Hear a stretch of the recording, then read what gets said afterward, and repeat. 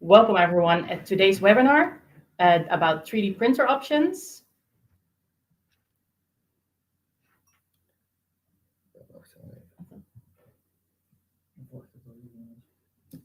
We're going to wait for a couple more minutes for some other people to join us.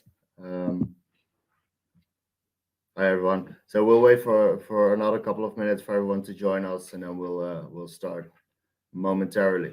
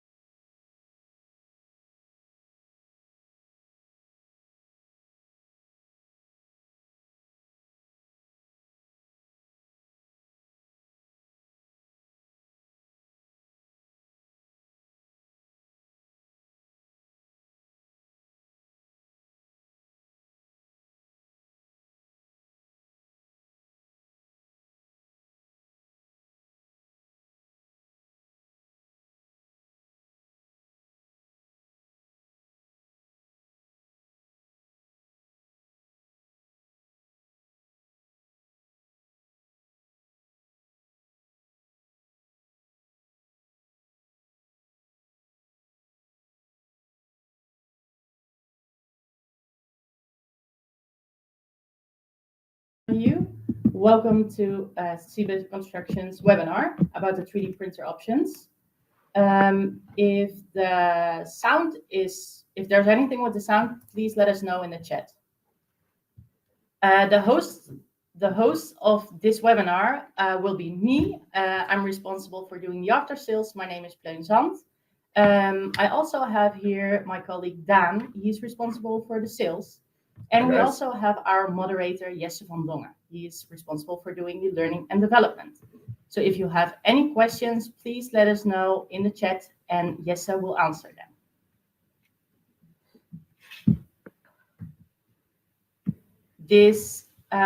All our webinars are on demand, so you can always rewatch them. As I mentioned, if you have any questions, please ask them in the chat and Jesse will be happy to answer them. We also have a Q&A at the end of the webinar. The subjects for the webinars in the future will be next month, behind the scenes, how to design with 3D printing technology. And in March, we will tell you all about the material impact, how mortar affects your build and the environment. You can, afterwards, after the webinar, you will get an email and you can already register yourself for those webinars. So in today's webinar, we will tell you what most commonly used 3D concrete printer systems are, also how to get the full potential out of these machines, and which printer in which scenario it best performs. First, we will tell you something about the introduction of CIBE Construction, the robotic systems, and the gantry. And at the end, we will have two cases about our robust villa and apartment complex. I am getting, sorry to interrupt, I'm getting an indication of an unstable connection. Can everybody confirm that we're still live and you can still hear us? If you could do that in the chat. All right, appears to be good. Thank you, guys. Okay. Yeah. Thank you. So first we have a poll. During this webinar, we have several polls, and we would be very happy if you could answer them. So what kind of printer have you actually seen? You can answer them in the webinar.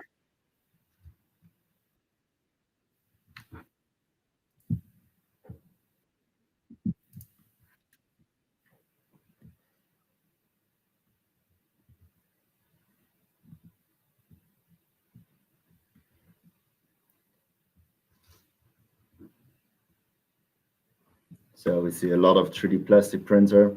That makes sense. That's been around for quite a while, of course. A lot of robotic. There we go. We're actually winning with robotic concrete printer. That's good. We might have something to do with that. I'm not sure, but you might have seen ours actually. All right. And of course, the paper printers. Everyone has them at their own house, probably. Yeah.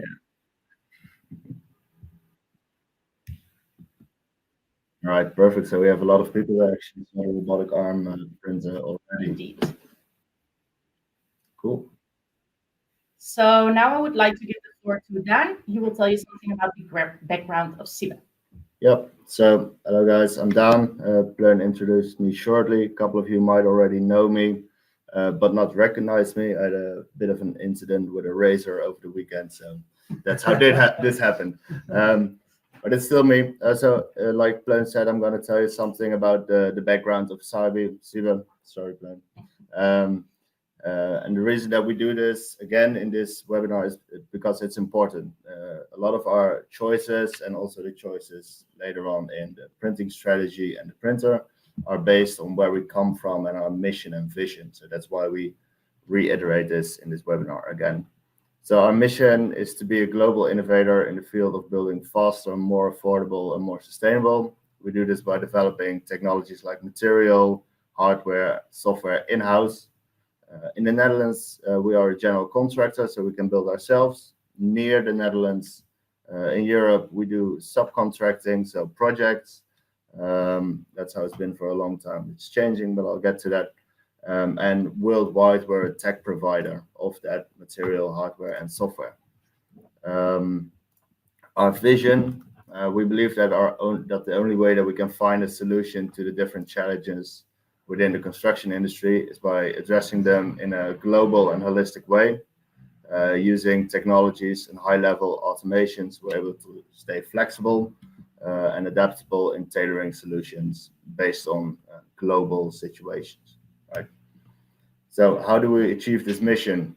Well, building faster, building more affordable, building more sustainable sounds very good on paper, of course. Everyone would like to do that. But how do we actually do it in practice? So we build faster because we have a printer that has printing speeds of up to 500 millimeters a second, which is half a meter a second, which is the fastest in the industry. I know there's some printers that can actually move that fast, but I believe we're the only one that can actually print at that speed. Our material cures very fast, so you can move the element that you printed away pretty much directly after you print on a pallet, and you can hoist it, and it's completely load bearing after 24 hours. So that means that you can print more objects in the same day and finish more work in the same day. So that makes us quite a bit faster. How can we build more affordable? Well, as you all know, time is money, and especially in the construction industry, this is the case. So by building a lot faster, you can reduce your overhead costs, your build site related costs, which saves a lot. Then you have less labor costs because there's only 2 to 3 people working with this machine, but still doing a whole lot of work. And because the entire building process takes a lot less time in total, you can build more houses in the same amount of time, which increases profitability, of course. Then also not important in the current era, building more sustainable. So the way we do this is it's because our material, when it's produced, it produces 32% less CO2 compared to normal concrete. So that's quite a big decrease already. We also have less waste of material because we print exactly where we want the material to be. So there's not a lot of waste. And we use less material. So instead of having like a big concrete wall that you had to cast, you can actually use 2 thinner printed parts with some infill, in which way you reduce material, which is also more sustainable, of course. The Industrial Revolution. So the first Industrial Revolution is quite a while ago, and the construction industry was quite low tech. And you see this still in India or in the Republic of Suriname, for example, which is a lot of hand labor by hand, right? So literally bricks and mortar or even other materials. Then in the second and the third industrial revolution, we saw a lot more modernization. So widespread use of electrical and iron making processes. So a bit more high tech. Mid tech.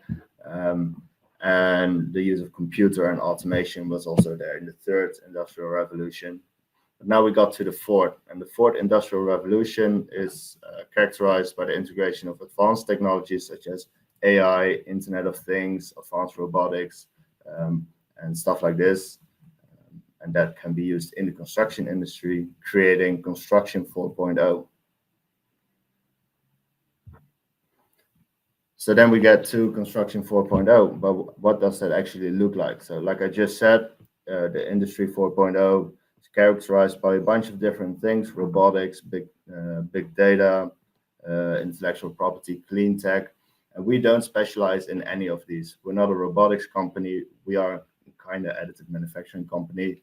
If you would have to name any, it would be that one. We're not a big data company, but what we do, we're right in the center of this. So we take from every aspect and development, we take the best that we can use, and we put these together to create a holistic solution to worldwide construction problems, and that will create Construction 4.0 for us. What we also do differently compared to, let's say, traditional construction companies, mostly look at the money, the time, and the quality of a build, and using these factors, they can calculate the risk. What we do differently, we start with organization, the information and the communication within the organization. So if the organization runs smooth, we can mitigate the risk of a construction project, and that way we can ensure quality while still reducing the cost and amount of time it takes. So we take into account the bottom layer of the GrowTech model first, and that helps us to actually increase quality and decrease cost and time. The printing process. So this is the printing process, but also our development progress. So what we do as a company, we do a lot of reverse engineering. So for example, for a project, we would start with the building, and this building obviously consists of floors and walls. So we go there, but these floors and walls are made from a material. This material is placed by hardware. The hardware knows where to place this via its software, and the software is told, or to tell the hardware, by the 3D model. So you go from building all the way back to a 3D model, then you work on your 3D model and you put it back into the software, which tells the hardware where to put material, and that way the walls and floors get built, and that helps you with the building in total. So that's a circular process, but we start with reverse engineering. We don't only do this in a single project, but we did this in the way that we grew our business. So we say learning by doing, and we mean that by reverse engineering and going to the core of the problem, trying something, learning and improving, and then going back to the other core, and that way you reverse engineer from the problem. So this all started in 2013, and in 2013 our company started with Barry Hendricks, our CEO and founder, who decided to start Cybe instead of taking over his by now 100-year-old family-owned construction company. It was from his dad then, but instead of taking that over, he actually started Cybe Construction. In 2014, we started with prototyping of the material, the hardware, software with a robotic arm. In 2015, we started design and engineering the robotic arm further, and we actually started on a gantry system as well. Then in 2016, we focused on the robotic arm instead of the gantry, and we did this because we had some projects coming up with the robotic arm, which made it more important for us at the time than the gantry. In 2017, we built the world's first on-site 3D concrete printed building. So that's quite a mouthful, but some stuff was printed before, but this was the first one that actually was printed on site. 2018, we focused on the ways to build faster and cheaper, and we learned a lot from some other projects we did back then. 2019, we set up the Lift label, And in this Live label, we worked with in-house architects, structural engineers to actually make a couple of models of easy to build, easy to print houses to actually focus the design of those houses on 3D printing. In 2020, we picked up the development of the gantry system again. Due to COVID, we had a lot of time and people on our hands, but not a lot to do. So we focused on this gantry development. Then the year after, we founded SIBA Real Estate and SIBA Capital, which are companies that help us roll out our mission and vision globally. And then in 2022, last year, we actually started rolling out the gantry system and the robotic arm on a track as well. So not on a crawler, we had that a bit longer, on a track, and that's a different one. Then you might ask, what's up for this year? So this year, well, actually last year, but this year we will roll it out.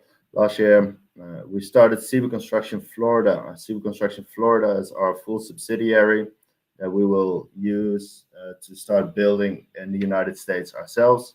And in the bottom left, you can see a render of our first project that will actually, I believe, plan to start construction in March, somewhere around there, if I'm correct. Around March, yes.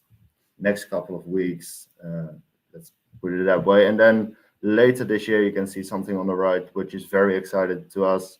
It's Lab 040. This is the world's first 3D concrete printed 4-story building. Again, nice tongue twister. This is a building that we will be printing ourselves later this year as well. So that's all super exciting.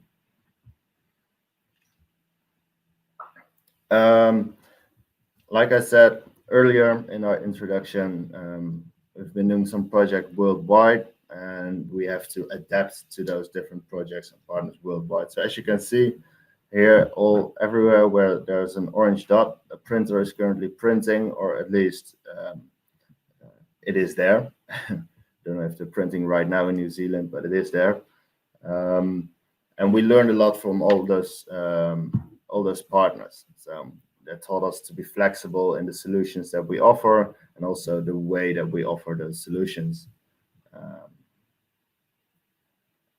And then, of course, how do you become flexible as a company in offering different solutions to different problems? You do that by offering different solutions to different problems in the form of different kinds of printers. So we have our fixed system. That's right. We have our fixed system, robotic system. We have our mobile robotic system, which is on a crawler.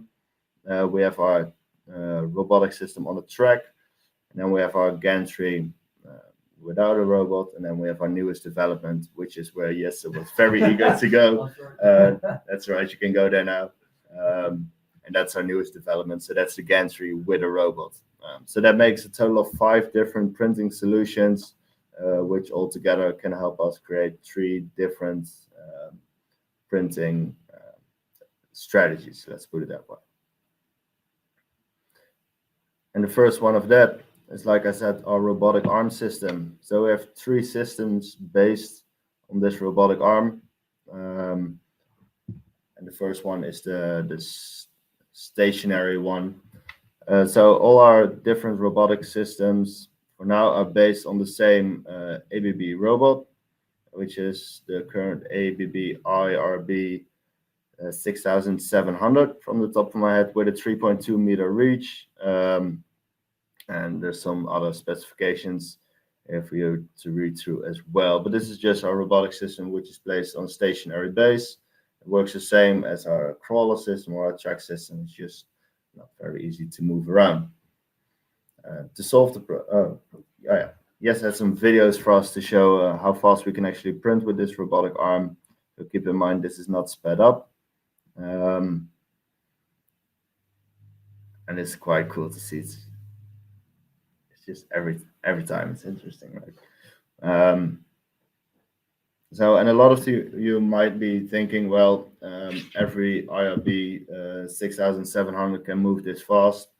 Even better, it can move 5 times as fast, which is correct, which is why I said that a lot of companies have a printer that can actually move a lot faster. Ours can as well. But then if material would come out that would become quite a mess at 2.5 meters a second. So we're the only company that can actually print at 0.5 meter a second. And if we adjust some settings and you don't really care about print quality, we can go a bit faster even. But we use 0.5 meter a second in general. So like I just said, the stationary robot has all the options that our crawler has, except for one big problem. It's quite hard to move around, and it's definitely not a nice job to take to a build site. So for that reason, we put a crawler system underneath our crawler printer, which makes it a lot more mobile. The first version we had was actually one that could extend its legs just to stabilize the robot. What we actually thought of was quite a nice extra feature where we have a system where the legs actually become, instead of the 6-axis stationary robot, become the 7th axis. So these legs help us to increase the Z-axis of the print, so you can print bigger objects in height. Yes, as videos prepared for us on that. And what you can see here in the circle is that it's going up in height during the print. So you can extend the print as well in height. Yeah, and keep in mind, this video is better. In case you didn't notice. So, but yeah. So that's our leg extension that helps us to raise the total printable height. Then the next one, last but not least, for the robotic systems, we have a robot on a track, which is again not easy to move around. So this is mostly used for off-site prefab style printing, but it does have a big advantage where it's also has another axis added to it. Instead, in this case, it's not in height, but it's in width. That helps you to print a couple more objects in the same print area. Or, of course, bigger and longer objects.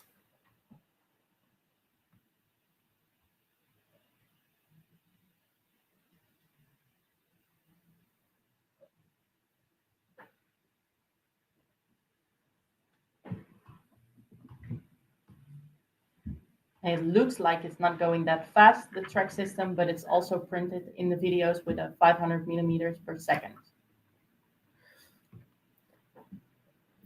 Or maybe you can actually go back a couple, because it's quite nice to show the print range, what that looks like. So like I just said, we print at 0.5 meter a second. And this is our print reach or range, whatever you like to call it. Which is something a lot of people have a hard time grasping how to actually use this. But we have in our software a very nice tool that can actually see if an object fits. So you don't have to worry about that. And what you can see here is that the legs can extend. So this donut would get longer. So the diameter wouldn't change, but it would just get higher. The material for the robotic system sets in 3 to 5 minutes, so that makes it self-supporting, let's put it that way. Then in little less than an hour, it's completely hard and load-bearing. And then in 24 hours, it's completely dehydrated. So the hydration process is done, and you can actually start painting or plastering it only after a day instead of a month with normal concrete. For the layer specifications, our layer height is 10 millimeters to 20. And depending on this setting, you can also change the width of the layer itself, which in our case, normally we use 12.5 millimeters of layer height, I believe, and that gives us around 35 to 40 millimeters of layer width, which of course is also dependent on the speed relation between the mixing pump system and the robot itself. Like I just said, the fixed one has 6 axes because it's a 6-axis robot, and that's it. The height control has an extra Z-axis, and the robot on the track has an extra Y, I believe we call it, might be X, but horizontal extension. Let's call it that way. And all of these robots have incredibly fine control of their direction changes, which allows us to have very complex features and textures. So, for example, on this picture, you can see like an image of a tulip, a Dutch tulip in there. So not only textures, but also features like these putters, I believe. So that's with the robot quite easy to do. And then Pleun has another question for all of you. Of course. So what do you guys think that 3D concrete printing with a robotic arm system will dominate the construction world? We're looking forward for your answers.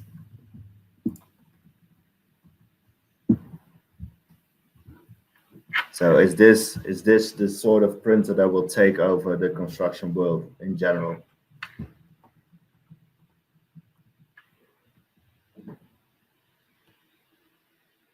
Most of you answered it will take a lot of time. We agree. It's a Yeah. process. Yep. It's a process indeed.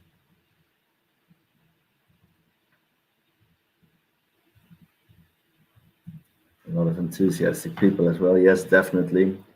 We agree with both, by the way. Yes, definitely, but it will take some time.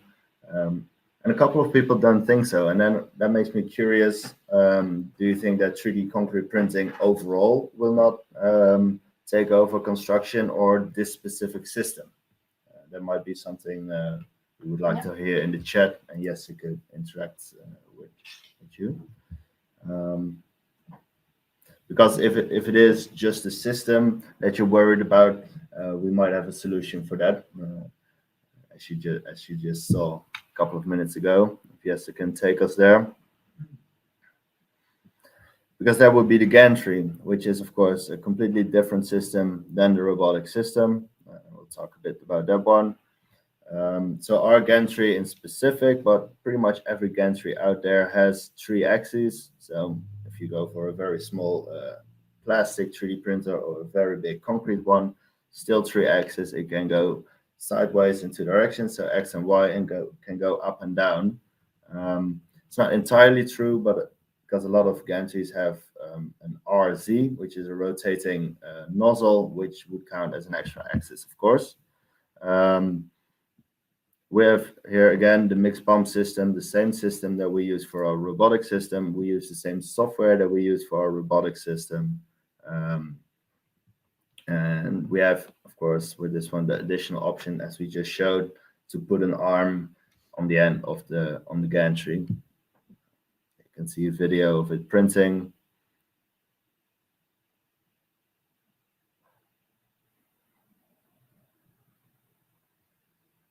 Which, to be honest, the first time I saw it, it's quite mesmerizing to see a machine of this scale. And this is still a baby one for us, but of this scale, moving at 0.5 meter a second, that's quite a sight, to put it that way. Like I said, printing speed, again, 0.5 meter a second, which is, again, I believe the fastest gantry out there, which was very important for us because that's what we base a lot of our building strategies and our costing calculations are based on speed. As long as you're faster, you can be cheaper. So this 0.5 meter a second was very important for us. So that's why that is. Then the print range, I don't know if the one that you saw on the video was 10 by 7 by 4, but this is our basic version. And the reason that we do that is for a concept we call PPVC, which is modular building. And with these dimensions, we can build 2 of those modules at the same time. So that's why we made this our basic. Selling time of the material is 20 minutes to 30 minutes. And that's not because we can't use the other material, but that's, well, it is actually because if you have a very long print path and it will take longer for the fresh material to reach the last layer, you want this connection to be wet on wet. And if it takes too long to get back, more than 3 minutes, for example, the material gets dry and you get a dry on wet connection, which causes cracking, which is not something that we like. So that's why the material is a bit slower. It's made to be slower. Layer specifications, pretty much the same. Can be adjusted, but the standard is the same. And like I said, number of axes is 4, X, Y, Z, and the rotating nozzle makes it 4. And I don't know if there's a slide after this for our robotic gantry. Not yet. As you can imagine, I'll just chat a bit about it like this. It's pretty much a combination of the both. So the printing speed is going to be the same. The print range can be bigger, just as with the normal gantry. The only thing that changes quite dramatically is the number of axes, because putting a 6-axis robot on a 3-axis gantry makes a 9-axis printer, which allows you to do quite a couple of cool things. Very sharp corners, and not forcing the gantry to make those very sharp course corrections, but using the robot to do the fine work while doing the general shape with the gantry at the same time. So that makes a very detailed but still big printable object. Best of both worlds. Exactly. How do we choose? That's a good one. And we base our choice normally on overall equipment effectiveness or efficiency, depending on what part of the world you're from. It pretty much says the same. It's based on how much of the time that you have your printer is it actually printing. Let's say an airplane is only making money when it's flying, and that's the same for your printer. As long as your printer is standing still, it's going to cost money and not make you money. So we base our choices on that. And for that, we have different printing strategies. So our robotic crawler can do on-site printing. And with on-site printing, we mean, like you see in the picture, we mean placing the robot near the position of where you want your element to end up, and then measuring the location, making sure the robot knows that it's close to another wall, and then start printing the wall where you need it to end up. The advantage of this is that you can have your element at the correct location immediately. A disadvantage is that you have to move your printer every time after printing, and you also have to have quite a stable place to put your printer, right? So moving this printer after every element takes around 30 minutes. For an experienced team, it might even be a bit quicker. And if you're in a rush, you might actually make 20, but that would be an unsafe endeavor. 30 minutes is a nice, safe way to move it around. But you can also use it in a precast location. So let's say in a facility in a factory where you can just print, and you can move your element away and you can start printing again, or even move the printer back a little bit and start printing again. And both of these take quite a bit less than the 30 minutes it takes to do on site, because of your calibration is a lot simpler. And then we can do semi-precast, which is pretty much the same as I just described. But instead of doing it in a facility, you do it on a specified area of your build site where it's nice and flat, where you can prepare elements and take them from there and place them where they have to end up. So that's the 3 strategies for the robotic crawler. Yep. So like I just said, if you do on-site, it's all about overall equipment efficiency. So you want to, if you want to do multiple houses, you want to integrate your process in such a way that your robot is printing as much as you can. So we start with construction. With 1 week, the robot is not printing. That's a little bit of loss, but that's okay, because we'll make up for it further on. So you start with preparations. Then in week 2, you start printing on your first house. Then in week 3, or in week 2, you also start preparations on your second house, and in week 3, you start printing. While you're printing on your second house, you're actually continuing construction on your first one. So it's all about how you schedule this activity, but this way you can make sure that apart from the first week, your printer will be printing at all times, and thus making you money. Offsite is pretty much the same, because offsite you can make sure that your elements are continuously being printed. You just have the step of transport in between there, which you will have to take into your scheduling, but you can still ensure that your printer prints at all times. So we have another poll. After Dan explained the overall overall equipment effectiveness, do you have now a proper understanding of the importance of this in the 3D concrete printing industry? So you can answer them in the webinar.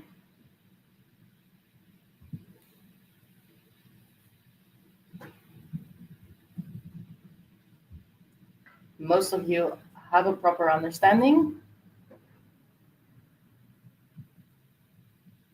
Also, some of you have a specific questions. Please ask them in the chat and Jesse will answer them. And if you don't have a proper understanding, you can also ask them in the chat what you want to know about it.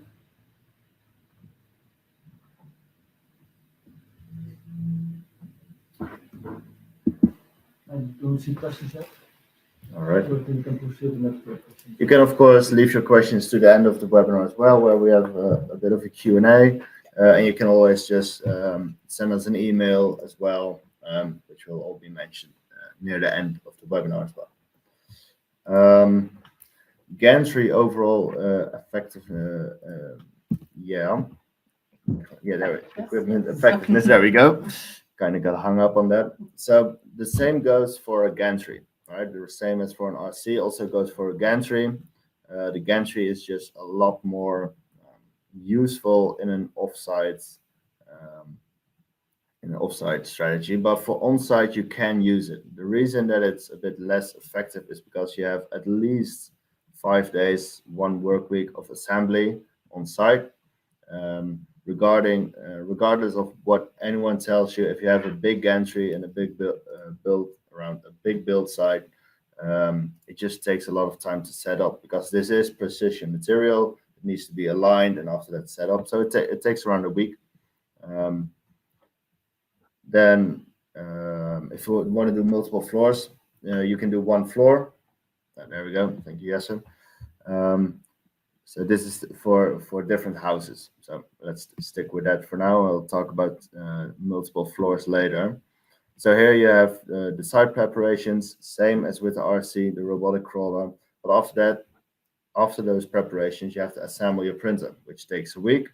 Then you have to print your first house, and hopefully it fits within your printing reach, your first house. Then you have to disassemble it in week 4. And only then can you start doing things at the same time. So in week 4, you start preparation of the next site, disassemble, assemble, and then you can start printing on your next building as well. I believe I'm very aggressively pointing with my pointer, but Jesse has control of the pointer. So I just noticed that I'm pointing out everything I'm talking about, but the mouse is not following on your screen. So I'm sorry if that's unclear. So yeah, you have a lot of downtime with your machine. So there's 2 weeks in front, 2 weeks after, which gives you a very low overall what's the equipment effectiveness. There we go, that one. So a lot of downtime, which is like a plane in a hangar, which is a shame of your money. The same goes for multiple floors. So let's say your entire building fits within your printing reach. You do your preparations, you assemble your printer, and you print in week 3 your first floor. Then you have to wait week 4 and 5 for the first slab of the first floor to be made, casted, and cured, and only then can you continue with your next floor. So again, you have downtime waiting for other activities before you can continue printing, which again gives you around 30%, 1 out of 3 weeks of overall equipment effectiveness. There we go, I got it now. Perfect. So this is why we don't recommend using a gantry on site. It's a lot of downtime, it wastes a lot of money. A gantry, however, is not a bad concept overall. You just have to use it in a different way off-site, right? If you do off-site printing, you can do, in this case, modules. You do your first house or your first module, prepare, print, and then move it out of the way because, like I said, our material is ready to move within 24 hours, move it out of the way, and then you can start doing your roofing, water and air tightness, stuff like that in a different location in your offsite facility, but start printing the next module within your gantry. So every week your gantry is printing, you can do this week after week. which also means that these houses or modules, depending on the size of the eventual building, can be finished within 5 weeks. So a week of preparation, week of printing. Because of the quick curing material, you can immediately go to week 3, roofing, water and air tightening, insulating facilities in week 4, and then finishing it off in week 5, which makes this a lot more efficient in your overall equipment effectiveness. Indeed. So another poll. If you think 3D concrete printing is the future, what would be a reason not to start using it right now? You can answer them again in the webinar. We're curious if you have not enough knowledge of the possibilities, if the initial cost of purchasing a printing system, material logistics, building code and regulation difficulties, or maybe you don't think that, it is the future of construction, or other things, and you can answer them in the chat.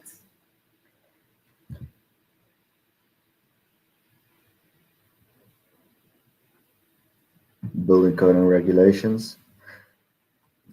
Yes, do we have a webinar on that already? Yeah, we have scheduled it.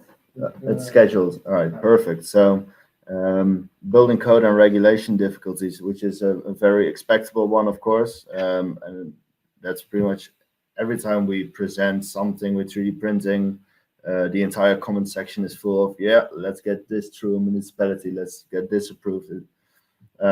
A webinar about this is coming up. We have ways to do this. We have also a lot of experience with our clients. Yeah, exactly. Yeah, we've solved this problem many times. So initial cost of purchase, fair enough. I know a lot of people in the construction industry might know that construction is very cheap to start with because most of it gets paid upfront. But a machine like this is, of course, quite a big initial investment. So we do understand this, which is why we have some leasing options depending on the region of the world where you're in. But if this is one of your only concerns, then please do contact us because we do have solutions to solve this for you. Yep. All right. Thank you.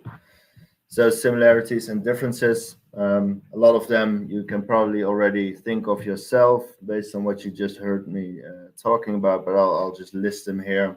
So we have quite a lot of similarities.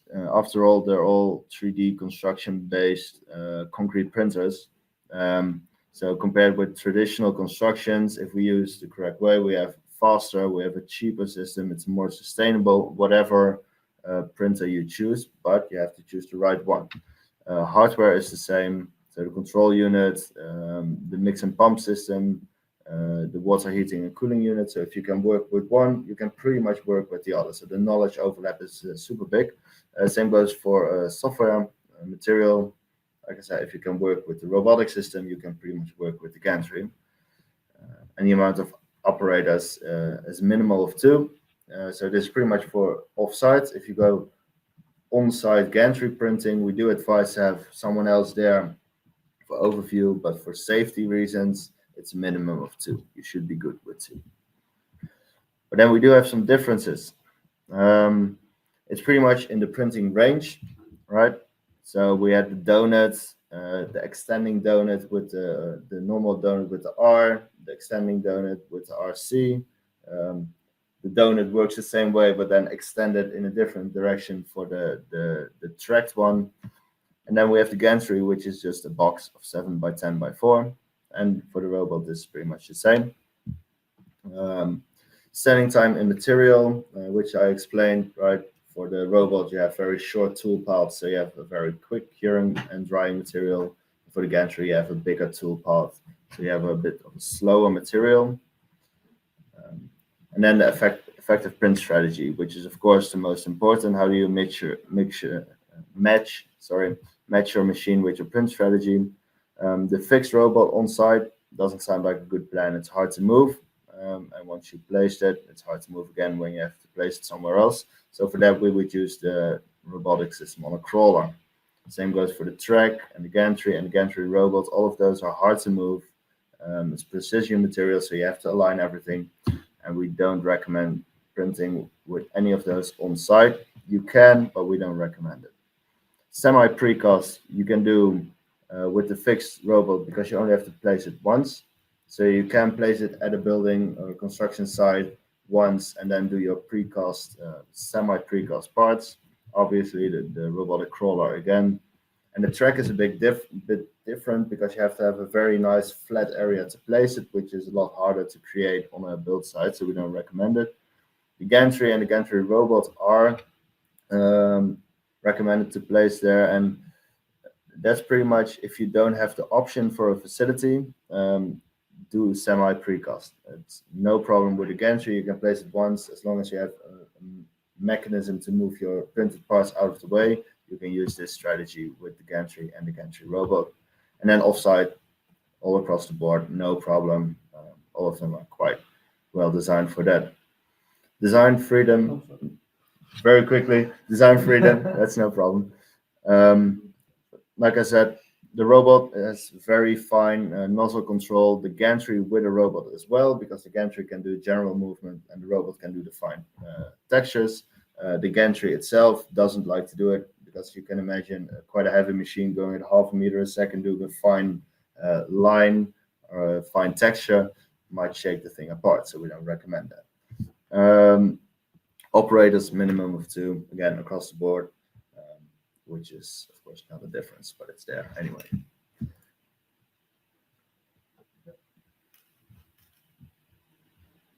How to choose?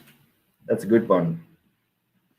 So what's important is of course the influencing factors. So there's a lot of reasons to go for one, a lot of reasons to go for the other, but there are some factors that play a role in this. So the type of building, is it a 1 or 2 or multi-story? As you can imagine, the robotic system, making small elements and stacking them in multi-stories is not the nicest of strategies, but the robotic or the gantry system can do modules, which we can stack quite a bit higher. So that has influence on that.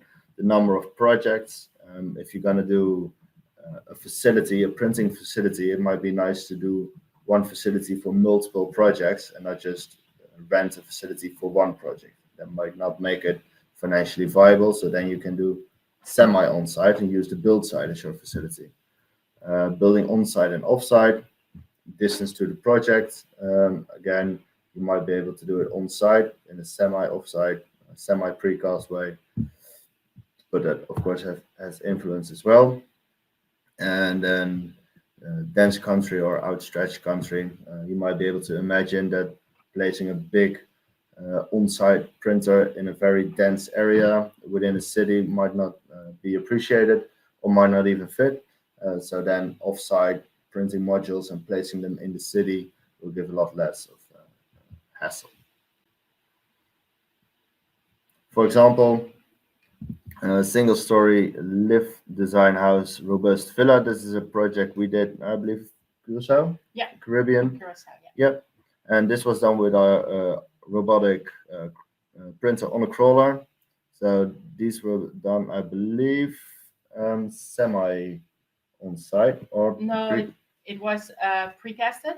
Right. Our RC printed it in a facility, and afterwards the elements were moved to the construction site, which saved a lot of money. So the traditional time, like the time of the traditional construction to make the robust villa would take 25 weeks, and we printed it in only, like, not only printed, but now it was finished in only 5 weeks. So it was 5 times faster than traditional construction. And that was the complete project, right? The printing was around a week. Yeah. Maybe a couple of days even, but the complete construction was only 5 weeks instead of 25. So it's quite a nice gain. Oh, there we go. Priya said yes, prepared for that piece of information. Yeah. So indeed, 5 weeks. And here as well, you can see the saving time from 25 to 5 weeks, which resulted in quite a nice reduction of total costs, which yes, might be able to point out because my mouse doesn't work. We go all the way to the left. Yeah, that's robust villa. So the reduction in overall cost, I believe, was not very much. So the total cost of the project the direct cost wasn't that much lower, but because we saved 20 weeks of overhead cost, we had quite a decrease in total cost. So.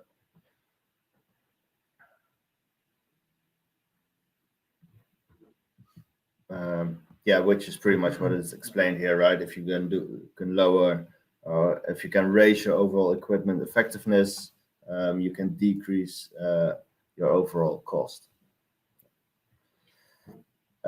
Second example. So this was, like I said, if you're going to do multiple floors, then you might not want to do smaller elements which are harder to stack, right? You might want to do bigger modules. We also have the space here to do it. We have the facility to actually do these completely off-site in a precast manner. And here we will use the gantry to print these modules that will be transported to the building site completely finished and stacked on top of each other. I guess I might have planning as well.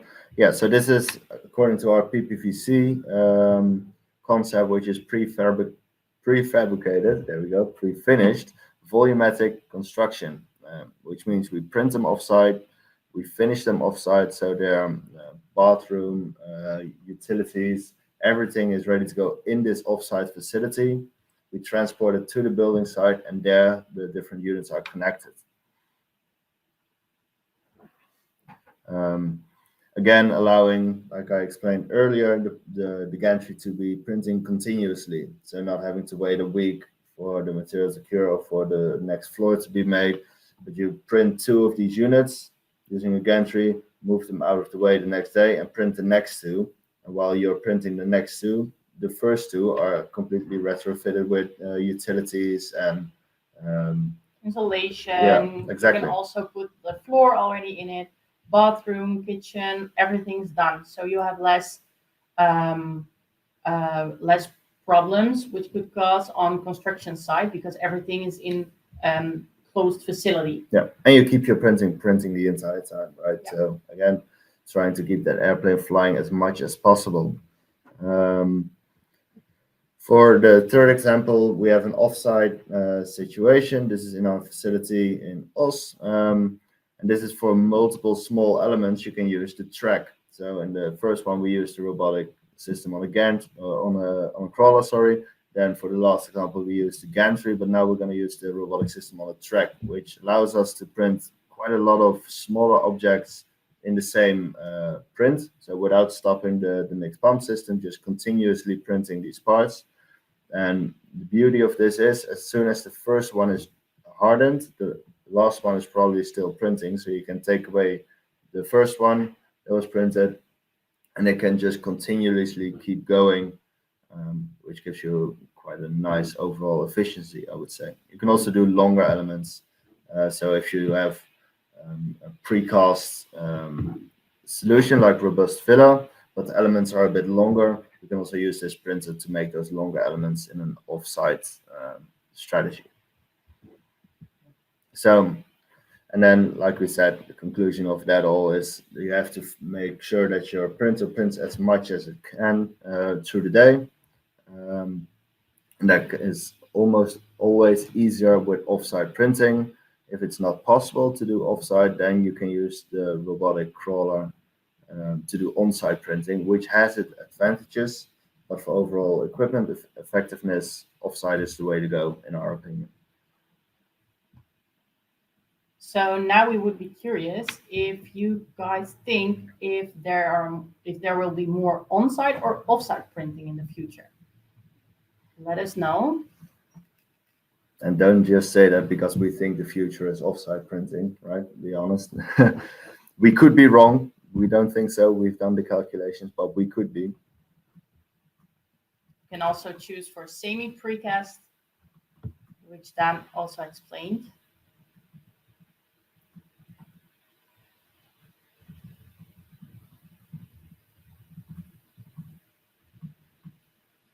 Most of the people think on-site printing. Let us know in the chat why you think it. Yeah. We're very curious about it. And will it be on-site printing with our robotic crawler or with the gantry system?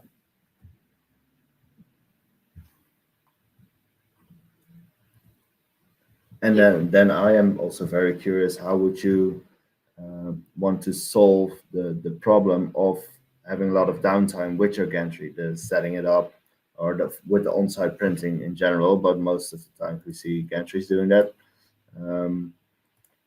How do you plan covering those costs of setting it up and waiting between different floors, tearing it down? The overall equipment effectiveness is, of course, important in our opinion. So how would you see that being solved?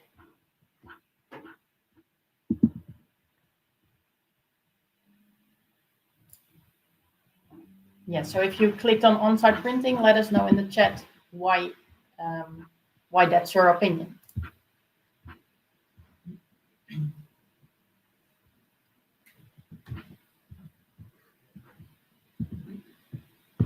Yep.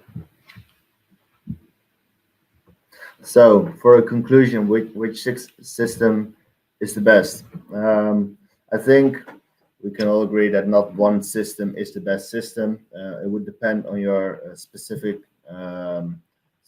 project, specific situation, all those factors that we talked about a bit earlier. We like all of the systems. We like our crawler, of course, because we're the only ones that have the crawler. It's not the case with a gantry, of course, but we do see the value in a gantry as well, as long as you use it in a correct way, while keeping your overall effectiveness as high as you can, so keep the airplane flying. So I think that might be the shortest way to conclude is actually every printer can be very good, but you have to use it in a correct way based on your project and situation. And that's why we actually did 5 different printers, because we believe they all have their place, depending on the situation. So this is just an overview of the prices. I can read it, but I think everyone can see it quite clearly as well. You can also find them on our website. Yeah, exactly. So prices are mentioned on the website. This is starting from these prices. So depending on your specific application, there are some add-ons, but these are the general prices. So our last question is, would you be interested in purchasing a 3D concrete printer? Let us know. From us would be amazing, but in general, that's good enough. Would you be interested in purchasing a 3D concrete printer?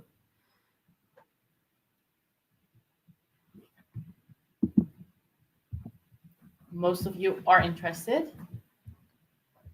Can't actually see my polls anymore, so I will just...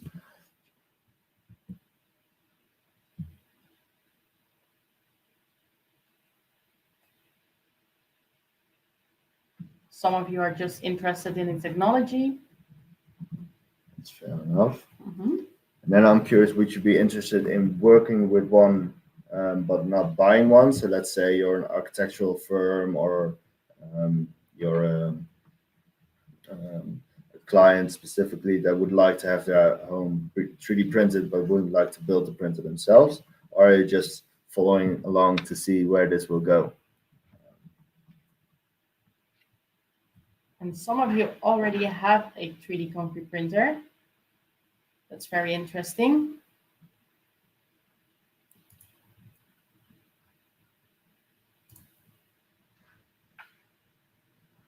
For the people that don't know which one would be most efficient, as I said in the beginning, well, we've been almost here for 10 years now, so I think we might be able to help you with that. I think we have quite a good idea of what printer works best for every situation. It might not always be the sexiest solution, but we will make sure that it saves you the most amount of time and money. So we know that on-site gantry printing looks very nice, and it's very marketable to make concrete buildings appear out of thin air. But for the real implication of 3D printers, it also has to be more affordable, more sustainable, and faster. And if it's not that, then it won't survive, in our opinion. Any questions that we can answer for you? Luke asked if you need to use Cibo mortar. No, you don't need to use our mortar. We have. You can also use another mortar, but we already did the development and created the mortar which you can print with 500 millimeters per second with. Exactly, that's the important part, yeah. right? So you can use whatever you like, and if you send us a sample, then we can test it and we can give you the okay. You can even keep your warranty. There's no problem. But we developed our material to be as fast as it is. So if you want to print at those speeds, then we do recommend using our own material. And you can do that in a couple of ways.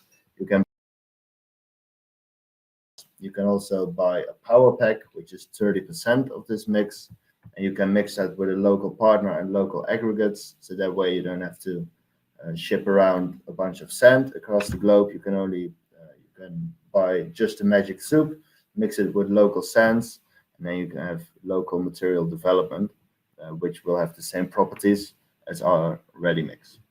So that's an option as well. But yes, you can use your own material.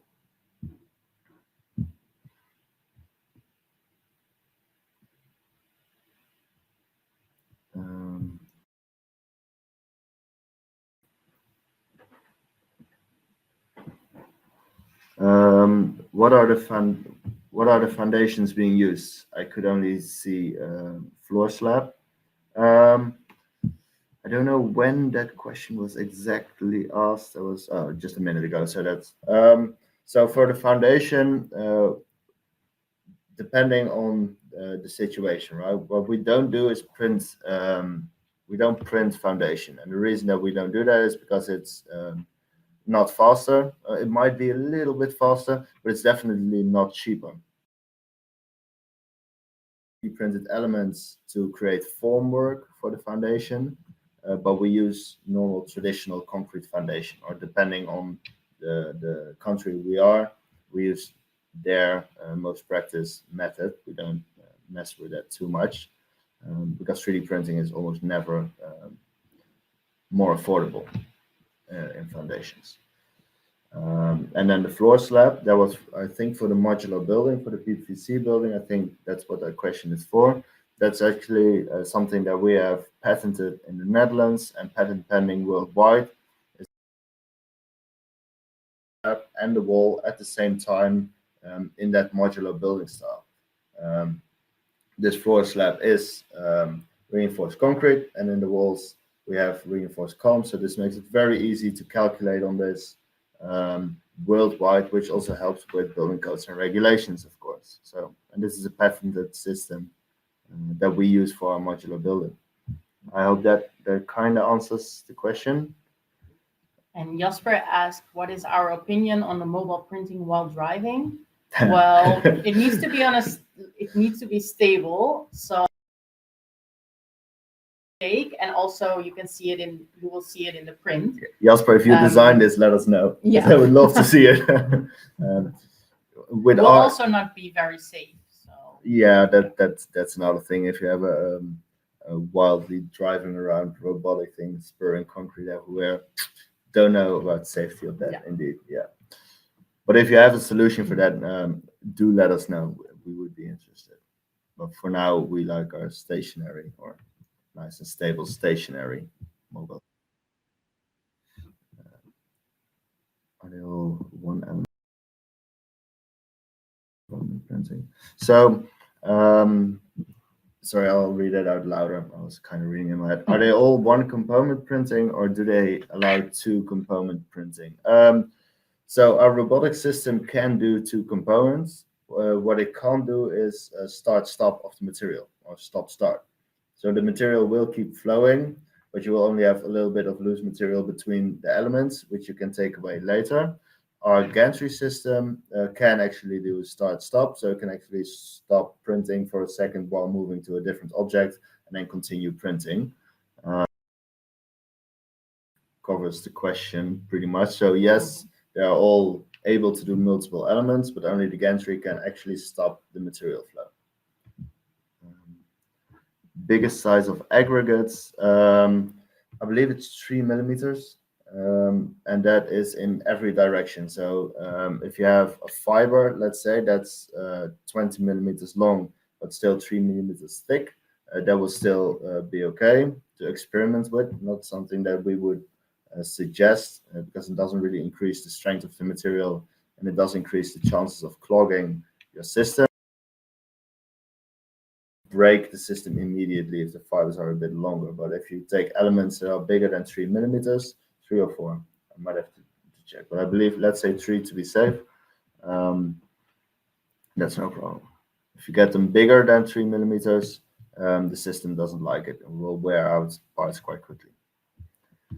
How are structural systems incorporated into 3D printing, such as especially multi-story? So that's what I just said. It might have been might be clear already, but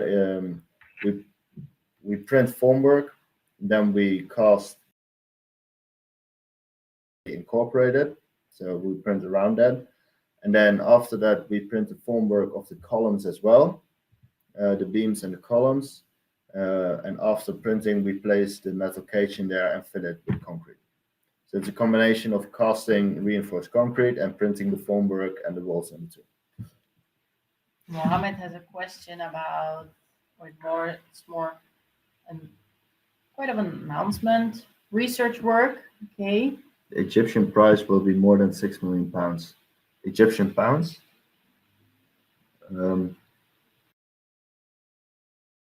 Mohammed can answer it. Yeah. The £6 million, if it's exactly Egyptian. what that's Yeah. Is that Egyptian pounds? No. Okay. So it would be Yeah. around there. Yeah. And Luke asked, how much time do you need to clean the printer head? Well, the total machine with the mixing pump systems, it takes about half an hour. So it's to clean it and to get it ready for the next print. Or if you just have the mix and pump system, that's 10-15 minutes, and that's for the robotic system. That's pretty much all. Also, you clean those all at the same time, which takes around 10-15 minutes. And then for the gantry, it would depend on the state of the print head. So what you do in the end, there's a buffer for the start-stop system, and you make sure that's empty.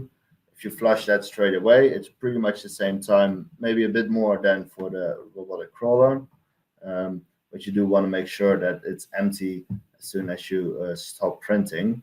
If it's not, then there's a lot of concrete left in there, and you will have to take that out, which will take you, let's say, half an hour more. So I hope that gives. Can I use the gantry system for both yes, printing? already asked, answered it. Yeah. If you have any other question, please let us know.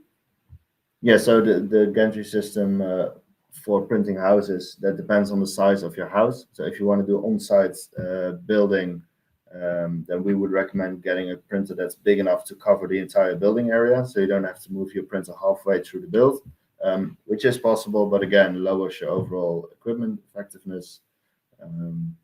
But it can, of course, be used for on-site, semi-on-site, or completely off-site. They are all possible. It's just about finding the one that's most efficient.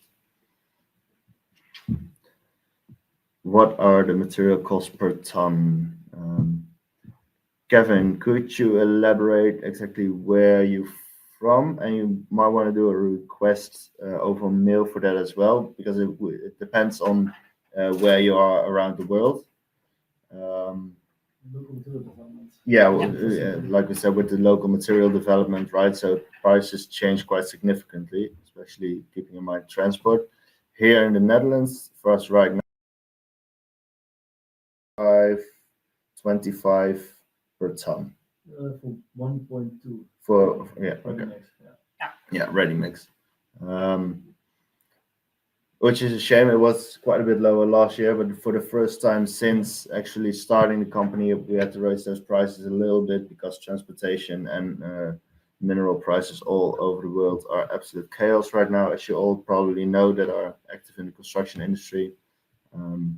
In America, the price is going to be a bit lower because we have a local partner there that's creating it as well, and we're working on this in South Africa.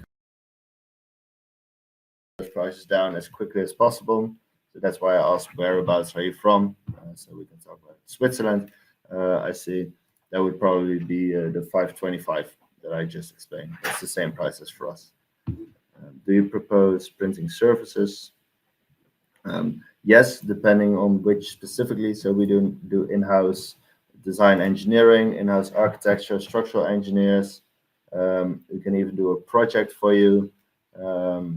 We can print those objects here and then ship them to you. Everything is technically possible. In touch with us and we can see if it's financially viable. Because if we print a very simple potter here and we have to ship it to New Zealand, that might become a very expensive potter. So depending on the project, yes, we can, but it's a case of figuring out if it's financially doable. That's it. I think all questions are covered now, and if you have any more additional questions, you can always send us an email, and you can send the email to sales@siba. There's one interesting one I want to cover, I believe. From yeah. before. Continuous structure be printed like a dome or a pyramid and any other organic forms. So domes are quite hard since you end up finishing that dome at 90 degrees overhang, right? Completely horizontal. A pyramid you could do, but it would become quite a high roof since our maximum, let's say, maximum advised overhang is around 23 degrees. So that would be quite a high roof, but it indeed would be possible. Quite an interesting question. And those are done. So you can find our courses on our academy. You can find them on our website, and you can learn the basics about 3D concrete printing. You can also become an expert in operating the rotor-stators, or become a 3D concrete printer yourself, an operator. Those courses you can find on our website, as I mentioned, and you can enroll for those courses. Also on our library, we have different models, new models as well. And if you have a printer of steel construction and just print them, they're all sliced, and within our software Chisel, you can easily print it. So this is a very good tool to quickly start using the robot. So we would like to thank you for attending, and we have our upcoming webinars. The next one is the 28th of February, same time. There is Central European summertime, but it's actually Central European time. So it's the same time as today, and it's about behind the scenes, how to design with 3D print. We will send you an evaluation. If you have tips for the next webinars, please let us know. And if you have any additional questions, let us know. Send an email to sales@siba.eu or support@siba.eu. Yeah, that's pretty much it. Support you will get learn, sales you will get to me. So we look forward to receiving those emails if there are indeed any questions. Thank you. Thank you all very much. Thank you, everyone. Goodbye. Bye.